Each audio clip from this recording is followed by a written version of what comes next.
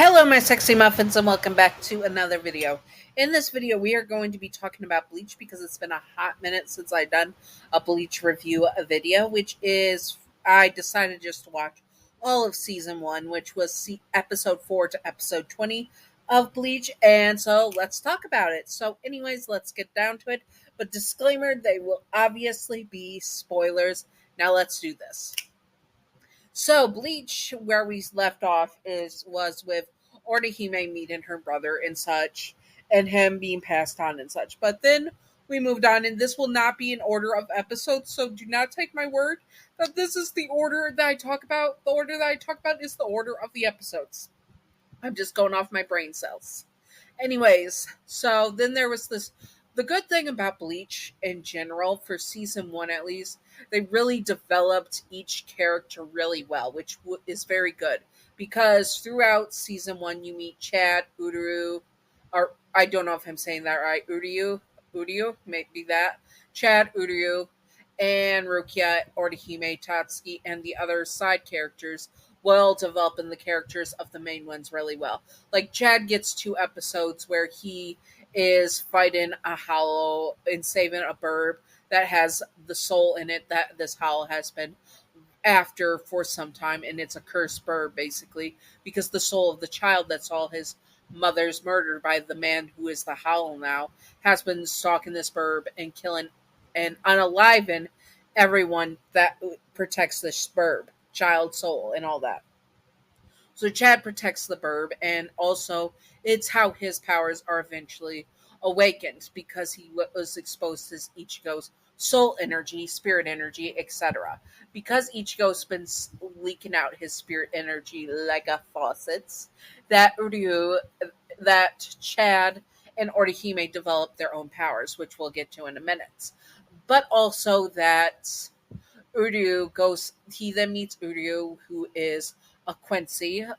Quick rundown of the Quincy's. They're spiritual. They're humans that have spirit energy powers. They're not like soul reapers, and they used it to unalive howls and stuff. But it doesn't cleanse the howl soul and send them to the soul society. It erases them from existence. So it throws off the balance of the universe. For those who do know about the Thousand Years' War, is that the Quincy's and the Soul Society was at a war with each other and all that. And that's what the next series in Bleach is about, with Bleach 1000 Year War such.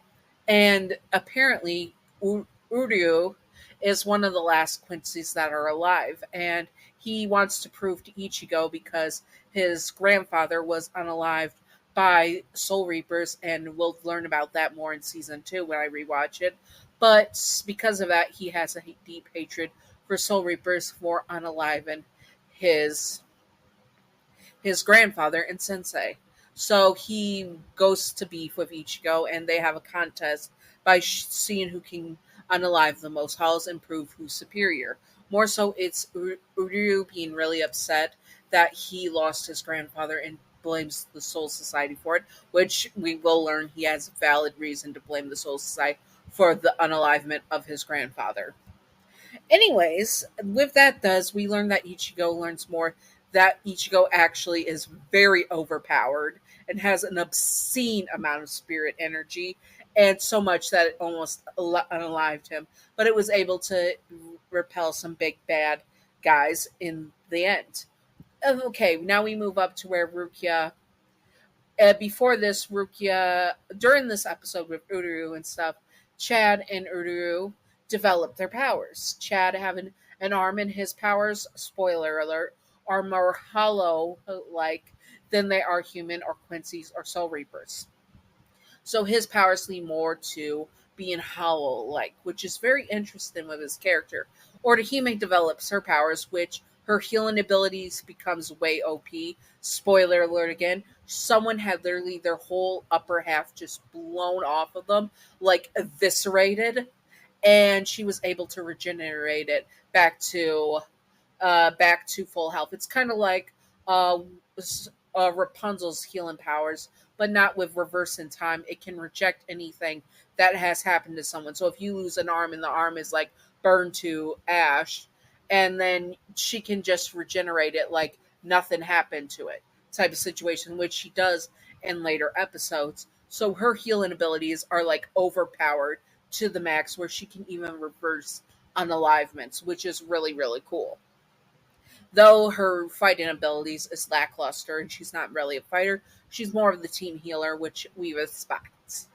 And honestly, her powers being awakened was like tutorial to open your magical girl powers, like in a video game. Because literally, her little fairy powers were instructing her on how to use her powers. It was like literally a tutorial in a video game, like do XYZ to use this move type of thing, which I really like. And also that it showed that her power is more of defense and protection based, which is very cool, and yet she's not much of a fighter.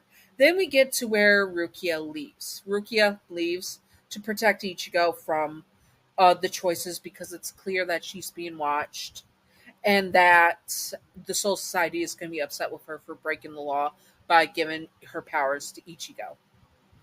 So Ichigo goes to try to save her and stop her, and gets two stabs to the chest by Rukia's brother Byakuya, who is Daddy. I will die on this hill, but he is Daddy, and he stabs Ichigo, cutting off his soul powers and Rukia's Soul Reaper powers that she gave him.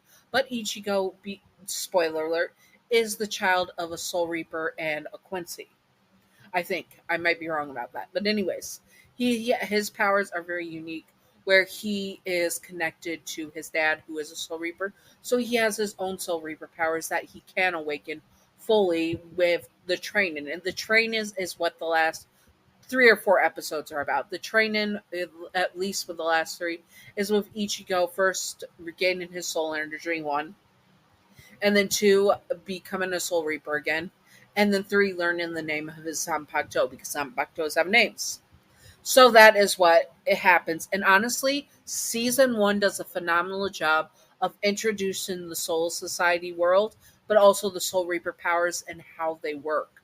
Like, even when Renji, the lieutenant of Squad 6, Captain Kuchi's Rukia's brother's captain of Squad 6, lieutenant basically says that Zanpakutos have a name, which means they have a spirit attached to the Zanpakuto that is attached to the user of that Zanpakuto. And that knowing your Zanpakuto's name is the way to unleash its true power. And we got that like 4 episodes ago, and then we got Ichigo learning the name of his Zanpakuto, which is Zangetsu. And he is so overpowered that even Kisuke, a former Soul Reaper captain, spoiler alert, was saying that Ichigo is a scary kid. That the potential Ichigo has is monstrously strong, which it is. But it also leads into when Ichigo was getting his Soul Reaper powers back, he started to go into holification. Now, for those who do not know what holification is, holification is where a Soul Reaper unlocks hollow-like powers, which Ichigo, while gaining his Soul Reaper powers back, became more so a visored. So, and that was sneak peeked at the beginning of him gaining his power, becoming a Soul Reaper again with him having the mask on. That will later become his visor mask. So, the world building that they did from point A to point B, phenomenal. This is honestly one of the easiest anime seasons to follow, of building up characters and giving enough time to each character that mattered. And they continue to do it and given enough screen time where they don't just focus on one specific character. Like, they could just focus on Ichigo the whole time and follow that. No, they develop each characters and the world building, and that goes with the manga being very good. I read the manga. Phenomenal. And also that they have very, very good characters, good comedic things and such. Honestly, if I had to recommend anything, the Bleach series would be it, because it has very few fillers compared to Naruto series and One Piece series, and it is one of the more shorter series that has more, if you can handle the little bit of fillers they have, that has a more story driven point, that it goes from point A to point B to point C without too much filler, but does have some filler arcs to put in runtime, and that makes this series long enough to enjoy.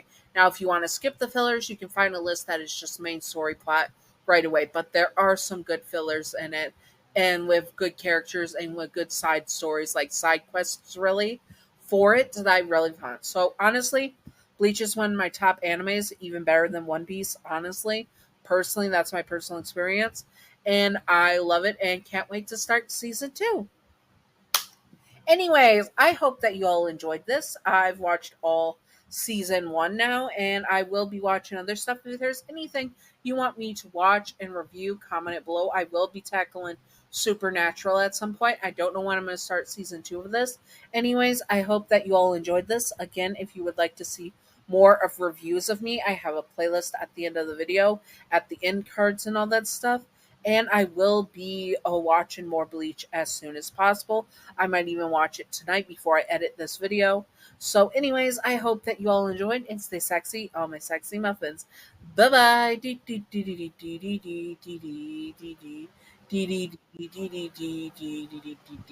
Secret outro time, secret outro time, secret outro time, secret outro of baseball bat. Ignoring the Discord texts. That's my partner. Anyway, secret outro. What did you think of Bleach when you first watched it? If you watch it, or are you going to watch it? Those are my 2 questions. I loved it, and it's one of my childhood nostalgia loves. Anyways, I hope that you all enjoyed and stay sexy, all my sexy muffins. Bye bye.